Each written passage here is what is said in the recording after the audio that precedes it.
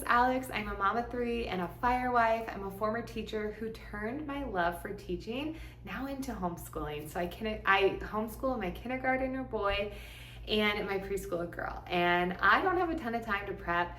And one of my most common questions I get is, I don't have a ton of time, I work full time, or I have a lot of little kids and I don't have time to prep homeschool. How time consuming is it? There's definitely seasons where you might want to spend more time doing those fun crafts and doing a little bit more hands-on activities. But in certain seasons, like what I'm in right now, quick, easy, efficient, and effective is really the name of the game. So let me take you along my homeschool prep for tomorrow. First, I always clear the calendar from the day before. My kids love this calendar. I got it off of Amazon. We sing the days of the week, we sing the months of the year, and we sing a season song. There's just simple ones I found on Spotify, and they love this. It's probably one of their most favorite parts. So it's kind of like what we do in school, circle time. I do at home, and they love it. So clear that off. I'm gonna erase the 4. And then we actually forgot to read this today. So I'm gonna leave that up. It's gonna be a sentence that my son can read. Next up, I'm gonna go prep his school. First up, I'm gonna prep my son's homeschool. Again, he's in kindergarten. We first start out with a devotion. This is the 1-year devotion. I got it off Amazon and I love it. It says for preschoolers, but I would use this for elementary age kids as well. Make sure the post-it's on the right date. I actually did that today.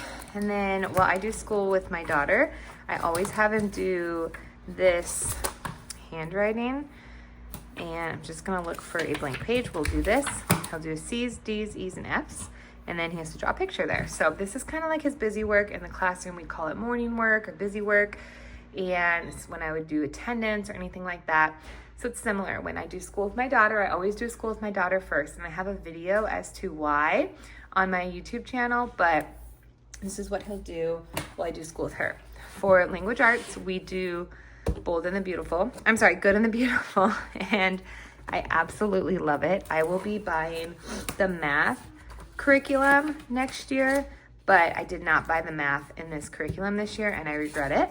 So we're on lesson 34, so I'm just gonna browse through and see if there's anything I need to prep before tomorrow. I like to be prepared. I never want him to think, I don't know what's going on, or it just goes a little bit smooth if I'm prepared ahead of time. So it says, give a child a spoon. Okay, so I need a spoon. And every sentence needs to start with an uppercase letter. Take a spoonful of cocoa powder from the bowls that correctly start with an uppercase letter. Pretend to put the cocoa powder in the hot chocolate mug and pretend it mixed in. Cute. Okay, so I love how fun and like hands-on this is. So I'll make sure to get a spoon, and then every sentence also needs to end with a period, a question mark, or an exclamation point. Okay, so this will be really great. We're introducing punctuation. We have already talked about periods, but never question marks or exclamation points. So that'll definitely be fun to introduce. And I always just remember when I'm introducing something new to have extra patience and being repetitive and having just, I know for my son, he is extremely hyperactive, and just having patience and speaking slow, but also making it fun with an energetic voice really helps with him. And then second page is actually a shorter lesson. Sometimes we have 3 or 4 pages, but this is rather shorter, probably because we're introducing something new as far as punctuation goes. This is independent. Read each sentence. If the sentence matches the picture at the bottom of the page, color the star. Okay, so this is very similar to what we've been doing for the last week or so. So this is going to be rather easy for him in the sense of he doesn't need a lot of direction from me. This is going to take a lot of time. So I'll make sure that my daughter is super set to go on an independent activity so I can really work with him on that. So that's great. All right, so language arts and phonics and all that is prepped and ready to go. And then we are continuing to work on these sight words. Really, these should be, these aren't words that he needs to be sounding out. These are really just from memory. So what I do is I read the sight word out loud and then have him just repeat it 2 or 3 times while pointing to it. And he knows about 3 or 4 so far just from memory. So we're gonna keep working on that. All right, so that is language arts, and you're all set to go there. I'm gonna move on to math. We do use BJU Press, but like I said, next year I will be purchasing the Good and the Beautiful. I just really like that style a little bit more. Now, when it comes to my son with math, it comes very easy for him, and this unit is measurement, and it's it comes really naturally and easy for him. So I don't do a lot of this because I'm not gonna give him, like, work with him and give him activities. That's so boring and repetitive for him. Like I said, he's a very hyperactive kiddo, and I just try to get straight to the point, and math comes really easy. He really just loves doing this activity. So I'm gonna go keep all the extras in this little basket. And this is the work textbook. So this has all of the kids' activities in here for the curriculums. So I'm going to tear this out.